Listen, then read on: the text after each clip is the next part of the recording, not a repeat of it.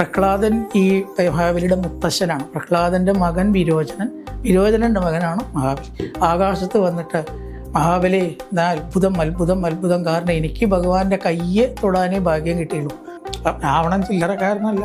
രാവണൻ 7 സ്വർണ്ണമതിലുള്ള ലങ്ക ഉണ്ടാക്കിയ ആളാണ്, യമനെ ജയിച്ച ആളാണ്, ശിവനെ ജയിച്ച ആളാണ്. വാമന ജയന്തിയെ ആഘോഷിക്കാനുള്ള ഉത്സവമായിട്ട് ഓണം ആഘോഷമായിട്ട് മാറിയതാണ് ഉണ്ടായത്. അതുകൊണ്ട് തന്നെ മനസ്സിലാക്കാം കേരളം വാണ ചക്രവർത്തിയല്ല. കാരണം കേരളം വാഴുകയാണെന്ന് വെച്ചാൽ അതിപ്പോൾ ഈയിടെ കുറച്ച് മുമ്പാണ് കേരളം വാണിരുന്ന മഹാബലി ഉണ്ടാകുന്നത്. ആ മഹാബലി അല്ല, അത് വിവാദങ്ങൾ സൃഷ്ടിക്കുകയാണ്. എന്തെങ്കിലും കുറച്ച് പുസ്തകങ്ങൾ നോക്കി പഠിക്കുമ്പോഴേക്കും തർക്കിക്കുകയാണ്. അപ്പോൾ അവർക്ക് കേമാവാം. ചില പ്രത്യേക ഘട്ടങ്ങളിലൊക്കെ നമുക്ക് അസത്യം പറയാം. ഒരു 3 അടി മണ്ണ് തപസ്സനുഷ്ഠിക്കാൻ വേണ്ടിയിട്ട് എനിക്ക് തരാൻ പറ്റുമോ? വേറൊന്നും എനിക്ക് വേണ്ട. ഇത് പറഞ്ഞ് ഭഗവാൻ നിന്നപ്പോൾ മഹാബലി കുറേയും കൂടി അങ്ങോട്ട് താഴ്ത്തി. ഹോ ബ്രാഹ്മണ ദായാദ 3ാമത്തെ വിളി. ആദ്യം ബ്രഹ്മൻ എന്ന് വിളിച്ചു, പിന്നെ വടോ എന്ന് വിളിച്ചു, പിന്നെ ബ്രാഹ്മണ ദായാദ. ബ്രാഹ്മണക്കുട്ടി, ബ്രാഹ്മണക്കുട്ടി ഇങ്ങോട്ട് വരിക, കളിയാക്കാൻ വേണ്ടി നമ്മൾ വിളിക്കുന്ന ആ ഒരു സംബോധന. ഒന്നും അറിയില്ല അങ്ങേക്കല്ലേ, എല്ലാം തരാം എന്ന് പറഞ്ഞിട്ടുള്ള എന്നോട് ഒക്കെ തരാം, രത്നോ സ്വർണ്ണോ ജീവിതമാർഗമോ ഒക്കെ തരാമെന്ന് പറഞ്ഞിട്ട് ഒരു നേരത്തെ ഊണ് വേണമെന്ന് ഒരാൾ പറഞ്ഞാൽ അവൻ എത്ര വിഡ്ഢിയാണ്. അതുപോലെ ഇപ്പോൾ അങ്ങ് ചോദിക്കണേ, ഈ 3 അടി മണ്ണോട്ട് എന്താ അങ്ങേക്കാവുക? കഴിഞ്ഞ കൂടാൻ കുറച്ച് ഏക്കർ ഭൂമിയെങ്കിലും വേണമെന്ന് ചോദിച്ചുകൂടെ എന്നോട്? ഏക്കർ എന്നിപ്പോൾ നമ്മുടെ ഭാഷയിൽ പറഞ്ഞതാണ്, അന്നതല്ല അളവ്, എന്തായാലും ചോദിച്ചുകൂടെ എന്നോട്? അപ്പോൾ ഭഗവാൻ പറഞ്ഞു, എനിക്കിപ്പോൾ അതൊന്നും വേണ്ട. തപസ് ചെയ്യാൻ വേണ്ടിയിട്ടൊരു 3 അടി മണ്ണ് എൻ്റേതായിട്ട് വേണം. അവിടുന്ന് നീക്കാൻ പറയില്ലല്ലോ. എൻ്റെ ആണെങ്കിൽ ചക്രവർത്തി തന്നതാണെന്ന് പറഞ്ഞാൽ തരാണെങ്കിൽ തരൂ, അല്ലെങ്കിൽ എനിക്ക് അങ്ങയുടെ വലിയ തരത്തിലുള്ള ഉപദേശങ്ങളൊന്നും കേൾക്കണം, ഞാൻ എൻ്റെ വഴിക്ക് പോയിക്കോളാം എന്ന് പറഞ്ഞപ്പോൾ മഹാബലി കൊടുക്കാൻ തീരുമാനിച്ചു. കാരണം അതേ വേണ്ടു വെച്ചപ്പോൾ എന്താ ചെയ്യാം, ഉള്ളതിൽ തൃപ്തി വെക്കപ്പെടുക എന്നുള്ള തൃപ്തി എന്ന് പറഞ്ഞാൽ മനസ്സിൻ്റെ അവസ്ഥയാണ്. ഒരാൾക്ക് തൃപ്തി കൊടുക്കുന്നത് വേറെ ആൾക്ക് തൃപ്തി കൊടുത്തോളണമെന്നില്ല. അപ്പോൾ ചില ആൾക്ക് സ്മോക്കിങ് സിഗരറ്റ് വലിക്കുന്നത് വലിയ ഇഷ്ടമാവും, വേറെ ആൾക്കത് മഹാശല്യമാണ്. അപ്പോൾ തൃപ്തി എന്ന് പറയുന്നത് മനസ്സിൻ്റെ, ഒരാൾക്ക് തൃപ്തിയുള്ളത് വേറെ ആൾക്ക് തൃപ്തിയാവില്ല. എനിക്ക് തൃപ്തി ഇപ്പോൾ ഈ 3 അടി മണ്ണാണെങ്കിൽ എനിക്കതേ വേണ്ടു എന്ന് ഉറച്ചു നിന്നു. ഭഗവാൻ തൻ്റെ നിലപാടിൽ ഉറച്ചു നിന്നു. അധികം ഒന്നും വേണ്ട, ഒന്നും വേണ്ട, തപസ്, രാവണക്ക് തപസ്സാണല്ലോ വലുത് എന്നും പറഞ്ഞു പത്നിയായിട്ടുള്ള വിന്ധ്യാവല്ലിയെ വിളിച്ചിട്ട് വെള്ളം കൊടുത്തു. വെള്ളത്തിൻ്റെ പ്രതീകമായിട്ട് കൊടുത്തപ്പോൾ ആചാര്യനായിട്ടുള്ള ശുക്രാചാര്യൻ, അസുരന്മാരുടെ ഗുരു ആണല്ലോ ശുക്രാചാര്യൻ, മഹാബലിയെ അങ്ങേക്ക് അബദ്ധം പറ്റാൻ പോവുകയാണ്. ഈ വന്നിരിക്കുന്നത് ഒരു ബ്രാഹ്മണ കുട്ടിയൊന്നുമല്ല, സാക്ഷാൽ മഹാവിഷ്ണുവാണ്. അപ്പം നമുക്ക് തോന്നും ശുക്രാചാര്യർ തൻ്റെ ശിഷ്യനെ ധർമ്മപ്രകാരം കൊടുക്കുന്നതെന്ന് വിലക്കുകയാണോ എന്ന്. അങ്ങനെയല്ല. തൻ്റെ ശിഷ്യൻ ഗുരു പറഞ്ഞാൽ അടക്കം സത്യത്തിൽ നിന്ന് ഇളകില്ല എന്ന് ലോകത്തിനെ കാണിക്കാൻ വേണ്ടിയിട്ടാണ് അവിടെ തടഞ്ഞത്. അല്ലാണ്ട് കൊടുക്കണ്ട എന്നുള്ള അഭിപ്രായം ഉണ്ടായിട്ടല്ല. പക്ഷേ ദൈവം വന്നു കഴിഞ്ഞാലും ഗുരു പറയുന്നതാണ്. അതെ, സത്യത്തിന് വിരോധം ഗുരു പറഞ്ഞാലും കേൾക്കില്ല. അത്ര പ്രാധാന്യം തൻ്റെ സത്യത്തിനും വാക്കിനും ബലിക്ക് തൻ്റെ ശിഷ്യനുണ്ട് എന്ന് ലോകത്തെ കാണിക്കാൻ വേണ്ടിയിട്ട് കൊടുക്കണ്ട. ചില പ്രത്യേക ഘട്ടങ്ങളിലൊക്കെ നമുക്ക് അസത്യം പറയാം. ഉള്ള ധനം മുഴുവനും പോവുകയാണെങ്കിൽ ഒരു അസത്യം പറഞ്ഞിട്ട് അത് രക്ഷപ്പെടുത്തുകയാണ് വേണ്ടത്. ഒരു അസുരനീതിയാണത്, നമ്മുടെ നീതിയല്ല, ദേവന്മാരുടെയും നീതിയല്ല. അതുപോലെ ഒരു വിവാഹം സന്ധിപ്പിക്കാൻ വേണ്ടിയിട്ട് ഒരു കന്യകയുടെ ദോഷം മറച്ചു വയ്ക്കാം. എനിക്കറിയില്ല കേട്ടോ, ഞാൻ നല്ലതേ കേട്ടുള്ളൂ എന്ന് നുണ പറഞ്ഞാലും ആ കുട്ടിയെ വിവാഹം നടത്താൻ വേണ്ടിയിട്ട് പറയാം എന്നുണ്ട്. അതുപോലെ സ്ത്രീകളോട് തമാശ പറയുമ്പോൾ, കാര്യം പറയില്ല, തമാശയായിട്ട് പറയുമ്പോൾ ഒരു നുണ അല്ലെങ്കിൽ ഒരു അസത്യം പറഞ്ഞതുകൊണ്ട് വിരോധമില്ല. ഇവിടെ ധനം നിൻ്റെ മുഴുവനും പോവുകയാണ്. എത്ര വിഷമിച്ചിട്ടും തപസ് ചെയ്തിട്ടും നീ ഈ ലോകമൊക്കെ നേടിയത്. അപ്പം അതൊക്കെ ഇങ്ങോട്ട് പോകുമ്പോൾ തരാമെന്ന് പറഞ്ഞാലും തരില്ല എന്ന് വാക്ക് മാറിക്കോളൂ. അത് അസത്യമാണല്ലോ. അസത്യത്തിൻ്റെ ഭാഗമാണ് ഈ കൊടുത്ത വാക്ക് മാറുക എന്നുള്ളത്. അസത്യത്തിന് പല വശങ്ങളും ഉണ്ട്. സത്യം പറയാമെന്ന് മാത്രമല്ല, ചില സത്യം പറയാൻ പാടില്ല, അതും സത്യമാണ് അത്രേ. അതും സത്യത്തിൻ്റെ ഭാഗമായിട്ടാണ് വരിക എന്ന് പറയും. ഒരു സത്യം നമ്മൾ പറഞ്ഞാൽ അതുകൊണ്ട് വെറും ദോഷമേ ഉള്ളൂ. ആ സത്യം പറഞ്ഞാൽ അത് സത്യമാവില്ല എന്നാണ്. ചില സത്യങ്ങൾ നമ്മൾ പറയാൻ പാടില്ല. അപ്രിയ സത്യം, ലോകത്തിൽ ചീത്ത ഇത് മാത്രം ഉണ്ടാക്കുകയാണ് എന്നുണ്ടെങ്കിൽ ആ സത്യത്തെ മറച്ചു വയ്ക്കുന്നതും കൂടി സത്യത്തിൻ്റെ ഭാഗമാണ്. അതാണ് സത്യം ബ്രൂയാത് പ്രിയം ബ്രൂയാത് ന ബ്രൂയാത് സത്യം അപ്രിയം. സത്യം പറയണം, അത് പ്രിയമാവണം. അപ്രിയ സത്യം പറയരുത്. അതുകൊണ്ട് ഇവിടെ അസത്യത്തെ ആശ്രയിക്കുകയാണ്. നിനക്ക് ഇന്നലെ ഞാനാണ് പറയുന്നത്, ഗുരു പറയണതനുസരിച്ചാൽ നിനക്ക് ദോഷമില്ല എന്ന് പറഞ്ഞു. അപ്പം മഹാബലി പറഞ്ഞു, സത്യം വദ ധർമ്മം ചര എന്ന് എല്ലാവരെയും പഠിപ്പിച്ചിട്ടുള്ള അങ്ങാണോ ഒരു ബ്രാഹ്മണൻ്റെ മുഖത്ത് നോക്കിയിട്ട് തരാം എന്ന് പറഞ്ഞത് അരുത് എന്ന് പറയുന്നത്? ഗുരുനാഥ, വളരെ വിഷമമുണ്ട് എനിക്ക്. ഇത് ഞാൻ അനുസരിക്കില്ല, എന്നോട് അപ്രിയം തോന്നരുത്. അങ്ങ് പറഞ്ഞതൊക്കെ ഞാൻ കേട്ടിട്ടുണ്ട്, മേലിലും കേൾക്കാം. പക്ഷേ ഒരു ബ്രാഹ്മണനെ വഞ്ചിക്കുക, കുറച്ച് മുമ്പ് തരാമെന്ന് പറയും, അപ്പം തരില്ല എന്ന് പറയും, അത് എന്നെ കൊണ്ടാവില്ല എന്നങ്ങനെ പറഞ്ഞപ്പോൾ ഗുരുനാഥൻ ഒന്നും കൂടി തൻ്റെ ശിഷ്യൻ്റെ മാറ്റ് കാണിക്കാൻ വേണ്ടി ശപിക്കുകയാണ്. ഞാൻ പറഞ്ഞത് അനുസരിക്കാത്ത നിൻ്റെ സമ്പത്ത് മുഴുവൻ നശിച്ചു പോട്ടെ. അത് പറഞ്ഞിട്ട് അജിരാത് ബ്രശ്യതേ ശ്രീയ, തൻ്റെ സമ്പത്ത് മുഴുവൻ നശിക്കട്ടെ. ശാപം കൊടുക്കുകയാണ്. ആ ശാപത്തിന്റെ ഫലമായിട്ടാണോ അദ്ദേഹത്തിന്റെ സ്വത്തുകൾ മുഴുവൻ നശിച്ചു പോകുന്നത്? അതെ, അതുകൊണ്ടും അത് തൻ്റെ പ്രവൃത്തി അങ്ങനെയാണല്ലോ, ഒക്കെ കൊടുക്കുകയാണല്ലോ, ശാപം ഉണ്ടായി. ഇതിങ്ങോട്ട് കൊട്ടിയ സമയത്ത് പറയണേ, ഏവം ശബ്ദ സ്വഗുരുണ സത്യ ന ചലിതോ മഹാൻ. സ്വന്തം ഗുരുവിനാ ശപിക്കപ്പെട്ടിട്ടും ആ മഹാബലി സത്യത്തിൽ നിന്ന് ഇളകിയില്ല. അന്നു മുതൽക്കാണത്രേ ഈ മഹാബലി എന്ന പേര് കിട്ടിയത്. അതുവരെ ഇന്ദ്രസേനൻ എന്നാണ് പേര്, ഇന്ദ്രസേനൻ എന്നാണ് ശരിക്കും പേര്. പക്ഷെ ഇത് മഹാബലിയായി. കാരണം ഗുരുനാഥൻ്റെ ശാപത്തിന് എല്ലാം പോയാലും പൊക്കോട്ടെ, സത്യത്തിന് മഹാബലി നുണ പറഞ്ഞു എന്ന് എനിക്ക് ജനം പറയുന്നത് കേൾക്കാൻ വയ്യ. എല്ലാം പോയിട്ട് സത്യവാനാണെന്ന് കേൾക്കാനാണ് എനിക്കിഷ്ടം. ഇതൊക്കെ കെട്ടിപ്പിടിച്ചിരുന്നു, നുണ പറഞ്ഞു, ബ്രാഹ്മണനെ വഞ്ചിച്ചു എന്ന് പറഞ്ഞാൽ ആ അസത്യം, ചീത്തപ്പേര് ഞാൻ ആഗ്രഹിക്കണില്ല. അപ്പോൾ ഈ വെള്ളം അങ്ങോട്ട് ഒഴിച്ചു കൊടുക്കുമ്പോൾ കിണ്ടിയുടെ മുരലിൽ ശുക്രാചാര്യർ ഒരു മത്സ്യമായിട്ട് തടഞ്ഞു, ആ വെള്ളത്തെ പുറത്തേക്ക് വീഴാണ്ടാക്കി എന്നും കൂടി പറയുന്നുണ്ട്. ദർഭപ്പുല്ലോണ്ട് കുത്തി, അതുകൊണ്ട് അത്രേ ശുക്രാചാര്യരുടെ ഒരു കണ്ണ് പോയത് എന്നാണ്. അങ്ങനെയായിട്ട് കൊടുത്തു. ആ വെള്ളം അങ്ങോട്ട് കൊടുത്തതോട് കൂടിയിട്ട് ഭഗവാന്റെ ശരീരം അങ്ങോട്ട് വളർന്നു, 3 ലോകവും അതിക്രമിച്ചു. 3 ലോകം എന്ന് പറഞ്ഞാൽ 14 ലോകമുണ്ട്. അതിനെ ശരിക്കും 3 പറയും, 14 പറയും. ഭൂമിയുടെ മേപ്പെട്ട് 6 ലോകം, ഭൂമി അടക്കം 7, കീഴ്പ്പെട്ട 7. ഇങ്ങനെ പറയുമ്പോൾ 3 എന്ന് പറയും. മുകളിലുള്ളതൊക്കെ 1, ഭൂമി 1, താഴിൻ്റെ താഴെ 1 എന്ന് പറയുമ്പോൾ 3. വിസ്തരിച്ച് പറയുമ്പോൾ 14 ലോകം. ഇത് രണ്ടും ഒന്ന് തന്നെയാണ്, സംഗതി ഒന്ന് തന്നെയാണ്, ഒക്കെ കൂട്ടി പറയണമെന്ന് മാത്രം. അതങ്ങോട്ട് അതിക്രമിച്ചിട്ട് പാതാളായിട്ട് കാല് കണ്ടു, പർവ്വതങ്ങളായിട്ട് അസ്ഥി കണ്ടു, വൃക്ഷങ്ങളായിട്ട് രോമങ്ങൾ കണ്ടു, സൂര്യചന്ദ്രന്മാരായിട്ട് കണ്ണ് കണ്ടു. ഈ 14 ലോകങ്ങൾ അതിക്രമിച്ച വിശ്വരൂപം അവിടെ പ്രത്യക്ഷപ്പെട്ടപ്പോൾ എല്ലാവരും ജാമ്പവാനടക്കം ഭഗവാനെ വാഴ്ത്തി. ജാമ്പവാൻ പഴയ ആളാണ്, ഏറ്റവും വയസ്സുള്ള ആളാണ്, ജാമ്പവാൻ്റെ കാലം എന്നാണ് നമ്മൾ പറയുക. അദ്ദേഹമൊക്കെ അടക്കം ജാമ്പവാനെ പെരുമ്പറ കൊട്ടിയിട്ട് വാഴ്ത്തി എന്നാണ് പറയണത്. പ്രഹ്ലാദൻ ഈ മഹാബലിയുടെ മുത്തശ്ശനാണ്. പ്രഹ്ലാദൻ്റെ മകൻ വിരോചനൻ്റെ മകനാണ് മഹാബലി. ആകാശത്ത് വന്നിട്ട് മഹാബലി, അത്ഭുതം അത്ഭുതം അത്ഭുതം, കാരണം എനിക്ക് ഭഗവാന്റെ കയ്യെ തൊടാനേ ഭാഗ്യം കിട്ടിയുള്ളൂ. പ്രഹ്ലാദൻ്റെ തലയിൽ കൈ വെച്ച് അനുഗ്രഹിച്ചു എന്നാണ് പ്രഹ്ലാദൻ്റെ കഥ. നിനക്ക് ഭഗവാന്റെ പാദം തൊടാനുള്ള ഭാഗ്യം കിട്ടിയെന്ന് പറഞ്ഞാൽ നീ തന്നെയാണ് ഒരു പടി മീതേ എന്നാണ് പറഞ്ഞത്. കാരണം എന്താ വെച്ചാൽ ഭഗവാന്റെ പാദം എല്ലാ ദുഃഖങ്ങൾക്കും അവസാനമാണ്. അതാ ധ്യാനിച്ചവർക്ക് പിന്നെ ദുഃഖമില്ല. അതുപോലെ തന്നെ എല്ലാ മോക്ഷം കിട്ടിയവരുടെയും വാസസ്ഥാനമാണ്. അവിടെയാണല്ലോ എല്ലാവരും വസിക്കുക എന്നാണ്. ഭക്താനാം കാമവർഷദ്വിതരിക്ക് സലയം, ഭക്തന്മാർക്ക് ഇഷ്ടമുള്ളത് പിശുക്ക് കൂടാതെ കൊടുക്കുന്നതാണ് ഭഗവാന്റെ പാദം. ഒക്കെ നാരായണീയത്തിൽ അവസാനത്തെ യോഗീന്ദ്രാണത്തിൽ പാദത്തിൻ്റെ മഹാത്മ്യമാണ്. അത് തൊടാനുള്ള ഭാഗ്യം നിനക്ക് കിട്ടിയില്ലേ എന്ന് പറഞ്ഞ് അനുഗ്രഹിക്കുകയാണ്. പ്രഹ്ലാദൻ കൂടി അത്ഭുതപ്പെട്ടു മഹാബലിയുടെ സിദ്ധിയിൽ. ഇത്രയൊരു സിദ്ധി കിട്ടിയല്ലോ, എന്ത് പോയാൽ എന്താ, ഭഗവാന്റെ പാദം തൊടാനുള്ള. ഇനിയാണ് അതിൻ്റെ പ്രധാന ഭാഗത്തിലേക്ക് വരണത്.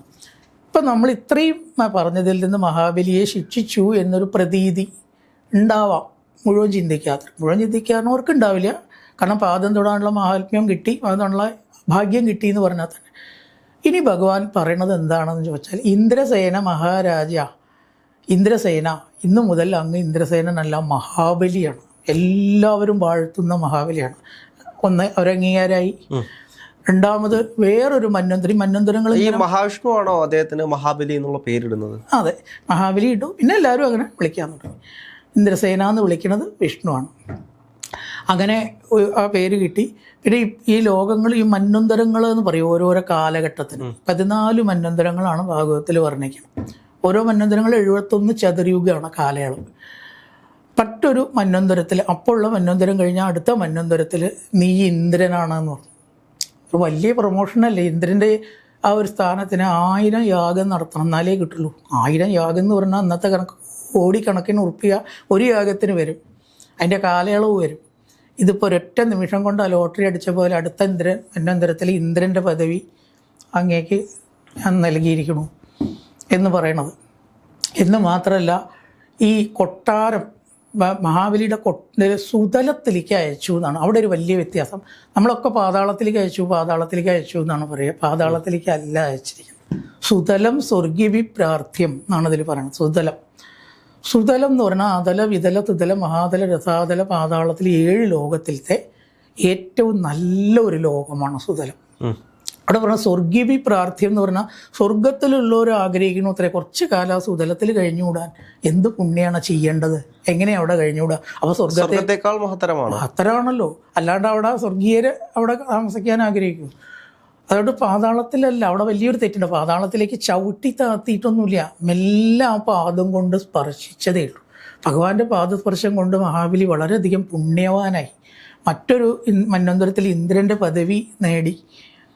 ഒറ്റ ലോട്ടറിയാണ് ശരിക്കും. അത് എത്രയോ ബുദ്ധിമുട്ടി കിട്ടേണ്ട പദമാണ് ഇന്ദ്രൻ്റെ പദവി എന്ന് പറഞ്ഞാൽ. എന്നിട്ട് പറയുകയും ചെയ്തു, ഈ ഒരു കാലത്തും നിനക്ക് അതപ്പം ഉണ്ടാവില്ല. അപ്പോൾ ചിലരൊക്കെ പറഞ്ഞു മഹാബലിയെ കൊല്ലരുത്, മഹാബലിയെ ഞാൻ കൊല്ലി. എന്താ നിങ്ങൾ പറഞ്ഞു? ബ്രഹ്മാവ് വന്നു പറഞ്ഞാൽ കൊല്ലരുത്, സത്യം പാലിച്ചവനാണ് ബ്രഹ്മാവെ. അങ്ങ് എന്താ പറയണത്? എൻ്റെ ഭക്തനെ ഞാൻ കൊല്ലുമോ? എൻ്റെ പ്രഹ്ലാദൻ്റെ മഹാബലി വിഷ്ണു ഭക്തനായിരുന്നു. അതെ, വലിയ വിഷ്ണു ഭക്തനാണ്. അതുകൊണ്ട് ഒരു കാലത്ത് ഞാൻ ഇവനെ കൊല്ലില്ല എന്ന് പറഞ്ഞിട്ട് ഭഗവാനെ ഉപേന്ദ്രനായിട്ട് അഭിഷേകം ചെയ്തു. ഉപേന്ദ്രൻ എന്ന് പറയുമ്പോൾ എന്താ എൻ്റെ ഒരു സങ്കല്പം എന്ന് വെച്ചാൽ, ഈ മഹാബലിയുടെ കൊട്ടാരം സുതലത്തിലായിരിക്കുമ്പോൾ കാവൽ നിന്നു ഭഗവാൻ എന്നാണ് പറയുന്നത്. കാവൽ, സെക്യൂരിറ്റി ഗാർഡിൻ്റെ പദവി അവരെ താണു ഭഗവാൻ. അപ്പോൾ അതൊക്കെ ആവണമെന്നുണ്ടെങ്കിൽ ഭഗവാൻ ഒരാളുടെ സെക്യൂരിറ്റി ആവുക എന്ന് പറഞ്ഞ സ്ഥിതി ഒന്ന് ആലോചിക്കണ്ടേ. അപ്പോൾ എവിടെ ഭഗവാൻ ശിക്ഷിച്ചത്? ഇന്ദ്രനെ സ്വർഗം തിരിച്ചു കൊടുത്തു. അത് ശരിയാണ്. 2 അടി കൊണ്ട് 3 ലോകം വളർന്നു. 3ാമത്തെ അടി വെക്കാനുള്ള സ്ഥാനം എവിടെയെന്ന് ചോദിച്ചപ്പോൾ ഒന്നിങ്ങനെ ആലോചിച്ചിട്ട് മഹാബലി പറയാണ്, പദം തൃതീയം കുരു ശേഷ്ണിമേ നിജം. ഭഗവാനെ, എനിക്കൊരബദ്ധം പറ്റി. കാരണം ഞാൻ വലിയ ചക്രവർത്തിയാണെന്നും ഈ 3 ലോകം എൻ്റെയാണെന്നും അഭിമാനിച്ചു. ഇപ്പം എനിക്ക് മനസ്സിലായി ഞാനൊന്നുമല്ല. അങ്ങയുടെ കൃപയില്ലെങ്കിൽ ഇവിടെ ആർക്കും ഒരു സത്യവും പാലിക്കാൻ കഴിയില്ല. അതുകൊണ്ട് ഞാൻ 3 അടി മണ്ണ് തരാം എന്ന് പറഞ്ഞ സത്യത്തെ പാലിക്കാൻ അങ്ങനെ എന്നെ അനുഗ്രഹിക്കണം. അങ്ങയുടെ അനുഗ്രഹം ഇല്ലെങ്കിൽ ഞാൻ ആ സത്യം പാലിക്കാൻ പറ്റാണ്ട് നരകത്ത് പോണ്ടി വരും. അങ്ങയുടെ അനുഗ്രഹം വേണം. അവിടെ ആ പാദം അടിയൻ്റെ ശിരസിൽ വെച്ചാലും എന്നാണ്. എത്ര വിനയത്തിലാണ് മഹാബലി പറയണത്. അപ്പോൾ ഭഗവാനെന്നെ തോന്നി താനൊരു ചതിയല്ലേ കാണിച്ചത്, പുറത്തേക്ക് പറയാൻ പറ്റില്ലല്ലോ. എന്നിട്ട് അതിൻ്റെ ഒരു പശ്ചാത്താപത്തിനാണ് ഇന്ദ്രൻ്റെ പദവി കൊടുത്തത്. ആ കൊട്ടാരത്തിൽ കാവൽക്കാരനായിട്ട് നിന്നത്. അതിന് സങ്കടം തീർക്കാനാവാമെന്നാണ് ചിലർ പറയുന്നത്. ഭഗവാൻ തന്നെ തോന്നി തൻ്റെ ഭക്തനോട് കാണിച്ച അതെ ആ മോശം പ്രവർത്തിക്കുക, അല്ലെങ്കിൽ തൻ്റെ ഭക്തനുണ്ടാക്കിയ വിഷമത്തിന് ഏറ്റവും നല്ല പ്രായശ്ചിത്തമായിട്ട് അദ്ദേഹം അങ്ങനെയാണ്. അപ്പൊ ഈ രാവണൻ, ദേവിഭാഗവത്തിലാണ് ആ കഥ പറയുക. രാവണൻ ഈ മഹാബലിയോട് യുദ്ധം ചെയ്യാൻ വന്നു. അപ്പൊ അവിടെ ഭഗവാനാണ് കാവല്. എവിടേക്കാ ചോദിച്ചു, എനിക്ക് മഹാബലിയോടൊന്ന് യുദ്ധം ചെയ്യണം എന്ന് പറഞ്ഞു. കടന്നു പോടുന്ന എൻ്റെ ഭക്തനോട് യുദ്ധം ചെയ്യാൻ നീ ആയിട്ടില്ല എന്നും പറഞ്ഞ കാലുകൊണ്ട് ഒരു തട്ട് തട്ടിന്നാണ്. രാവണനെ എത്ര കിലോമീറ്റർ ദൂരത്താ രാവണൻ പോയി വീണെന്ന് അന്നും അറിയില്ല ആൾക്കാർ. അത്ര ദൂരത്ത് എൻ്റെ ഭക്തനോട് യുദ്ധം ചെയ്യാൻ വരികയെ അതിനായിട്ടില്ല നീ. രാവണൻ ചില്ലറക്കാരനല്ല. രാവണൻ 7 സ്വർണ്ണമതിലുള്ള ലങ്ക ഉണ്ടാക്കിയ ആളാണ്. യമനെ ജയിച്ച ആളാണ്, ശിവനെ ജയിച്ച ആളാണ്. അങ്ങനത്തെ രാവണനെ ഒരു കാലുകൊണ്ട് ഒരു തട്ട് തട്ടി എത്രയോ ദൂരത്തേക്കാക്കി. ഭക്തനായിട്ടുള്ള മഹാബലിയെ തൊടാൻ നീ ആയിട്ടില്ല എന്നുണ്ട്. അപ്പം അത്രയധികം മഹാബലി അനുഗ്രഹിക്കുകയാണ് ചെയ്തത്. ബലി അനുഗ്രഹമാണ് ശരിക്കും. സുതലത്തിലേക്കാണ് അയച്ചിരിക്കുന്നത്. താനൊരു തെറ്റ് ചെയ്തു എന്നുള്ളത് പരിഹാരമായിട്ട് ചെയ്യണ പോലെയാണ് നമുക്ക് തോന്നുക. അപ്പോൾ അത് ഇന്ദ്രനെ തൃപ്തിപ്പെടുത്തണം. ഭഗവാനെല്ലാവരും ഒരുപോലെയാണ്. അപ്പോൾ എത്ര ആൾ ഗുരുവായൂർ വന്നിട്ട് ഓരോന്ന് പറയുന്നു. ചിലത് പരസ്പര വിരുദ്ധമായ ഭഗവാൻ കുടുങ്ങിയില്ലേ. അങ്ങനെ ആവണേ ഗുരുവായൂരപ്പ, അങ്ങനെ ആവരുതേ ഗുരുവായൂരപ്പ. ആ ഗുരുവായൂരപ്പൻ്റെ ആ ഒരു വിഷമം എത്രത്തോളം ഉണ്ട്. പക്ഷെ അതും ഭഗവാൻ കൂട്ടിക്കടുപ്പിക്കുന്നവരാണ്. എത്ര വിരുദ്ധമായിട്ടുള്ള പ്രാർത്ഥനകളും 2 കൂട്ടരുടെ ആഗ്രഹം നടക്കാതെ ഭഗവാൻ എത്ര ബുദ്ധിമുട്ടുണ്ട്. അപ്പം ഇവിടെ മഹാബലിയെ ഒട്ടും. പക്ഷേ മറ്റൊരു കഥ എന്ന് പറയുന്നത്, ഈ മഹാബലിയുടെ ഏറ്റവും വലിയ ആഗ്രഹം വിഷ്ണുപാദത്തിൽ ലയിക്കുക എന്നതാണ്. അതെ. ആ ആഗ്രഹത്തിന്റെ ഫലമായിട്ട് ഭഗവാൻ കാലുകൊണ്ട് പാദത്തിൽ ലയിപ്പിച്ചു. അതും ശരിയാണ്. അതൊരു ലീലയായിട്ട് അതിനൊരു കാരണം ഘടിപ്പിച്ചതാണ്. അത് മഹാബലിക്ക് ആഗ്രഹമുണ്ട്. കാരണം മഹാബലി വലിയ ഭക്തനായിട്ട് തന്നെയാണ് കാണിക്കുന്നത്. ഭക്തിയില്ലാത്ത ഒരാളായിട്ടല്ല കാണിക്കുന്നത്. അതിലും യുക്തിയുണ്ട്. ഏറ്റവും വലിയ വിഷ്ണു ഭക്തനായ മഹാബലിക്ക് എങ്ങനെയെങ്കിലും വിഷ്ണുപാദത്തിൽ ലയിക്കണം, അതായിരുന്നു അദ്ദേഹത്തിന്റെ അവസാന ആഗ്രഹം. അതെ. അപ്പം അതിനൊരു കാരണങ്ങൾ ഇത് മുഖാന്തരം ഭഗവാൻ ഘടിപ്പിച്ചതുമാണ് എന്ന് പറയുന്നുണ്ട്. അതിൽ തെറ്റൊന്നുമില്ല. അപ്പം എന്തായാലും മഹാബലിയെ ശിക്ഷിച്ചിട്ടുമില്ല, പാതാളത്തിലേക്ക് അയച്ചിട്ടുമില്ല, സുതലത്തിലേക്കാണ് അയച്ചിരിക്കുന്നത്, അനുഗ്രഹിക്കുകയാണ് ചെയ്യുന്നത്. പിന്നെ ഒരു കാര്യം എന്താ വെച്ചാൽ അത്തച്ചമയം ഈ വാമന ജയന്തിയെ ഓർക്കത്തക്ക വിധത്തിൽ അത്തച്ചമയം തൃക്കാക്കര ക്ഷേത്രത്തിൽ ആ 10 ദിവസത്തെ ഉത്സവമായിട്ട്, ഇപ്പോൾ ഉത്സവമില്ല, അത്ര കേമായിട്ടൊന്നുമില്ല, ആഘോഷമായിട്ട് തുടങ്ങിയത് പിന്നീട് വാമന ജയന്തിയെ ആഘോഷിക്കാനുള്ള ഉത്സവമായിട്ട് ഓണം ആഘോഷമായിട്ട് മാറിയതാണ് ഉണ്ടായത്. അപ്പം അതിലൊരു കാര്യം കൂടിയുണ്ട്, അതാണ് ഓണം ആയിട്ട് വന്നത് എന്നുള്ളതിന് ഇവിടെ അവതാര ശ്ലോകം പറയുന്നത് ശ്രോണായാം ശ്രവണദ്വാദശാം മുഹൂർത്തെ അഭിജിതി പ്രഭു. അഭിജിത്ത് എന്ന മുഹൂർത്തത്തിൽ ശ്രോണായാം, ശ്രാവണ മാസത്തിലത്തെ അഭിജിത്തിലാണ് തിരുവോണത്തിൻ്റെ ഇടയ്ക്ക് ഭഗവാൻ അവതരിച്ച ആ ശ്രോണമാണ് മലയാളത്തിലേക്ക് ഓണമായിട്ട് വന്നത്. ശ്രോണം ചില മാറ്റം വരുമല്ലോ, ഭാഷ മാറുമ്പോൾ. ശ്രോണം എന്ന് പോയിട്ട് എന്തായിട്ട് മാറി? ഓണായിട്ട് മാറി. ഇതാണ് സത്യത്തിൽ ഇതിൻ്റെ യഥാർത്ഥം എന്ന് ഒരുപാട് അറിവുള്ളവർ അങ്ങനെയാണ് പറയുന്നത്. അതുകൊണ്ട് പിന്നെ ഒരു ഘട്ടത്തിൽ ചില ആൾക്കാർ പറയാൻ തുടങ്ങി, മഹാബലി ഭക്തനായതുകൊണ്ട് മഹാബലിക്ക് സ്ഥാനം കൊടുത്തതുകൊണ്ട് തെറ്റുണ്ടോ എന്നൊരു ചോദ്യം. തെറ്റില്ല. പക്ഷെ ആ മഹാബലി ഇതിൻ്റെ കൂട്ടത്തിൽ ചേർത്തു, 2 കൂട്ടരെയും ആവുകയാണ് വേണ്ടത് എന്ന് ചില എന്താ പറയുക ഇതിനെ കോംപ്രമൈസ് ചെയ്യാൻ വേണ്ടിയിട്ട്. അത് ഏറ്റവും നല്ല കാരണം തർക്കം ഇല്ലാണ്ടൊക്കെ ഉണ്ടോ നമുക്ക് വേണ്ട.